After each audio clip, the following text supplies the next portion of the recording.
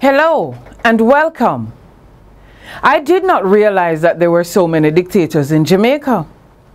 2 weeks ago, I called on all vaginas to rally together because they were prone to injury and the vast majority have no trust fund in times of deep distress. I wanted them to unite and, if even for a moment, forget the split that has the capacity to cause injury to others while giving so much pleasure. By the time the words came out in print, dictators began hammering my phone. Everybody wanted to be president of the Jamaica Association of Vaginas, and it was only men. Not one woman wanted to stand up for herself. I don't know if standing up would expose the split or anything else. Whatever it was, the men decided that any thought of unification that could lead to road closure would not happen. They moved swiftly to avoid any roadblocks. They wanted free passage to enter their destinations. When I challenged the argument that the only way we get results in Jamaica is to block road, they offered to present the length and breadth of the rods of correction that they would use.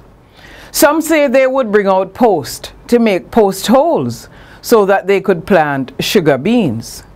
I offered viewing hours, but none has yet to show. I was left to wonder if this fight would also be fought with the mouth, for the mouth has been known to bring back the dead to life. I suppose it will be easier to use mouth-to-mouth resuscitation in public because some rods and posts can be hurtful to the public. I know that many fights have ended with a kiss and makeup. Some required a simple kiss, while others require a deep and more significant kiss. I remember how I used to kiss my daughter's injuries when she was a tot, and the crying would disappear immediately.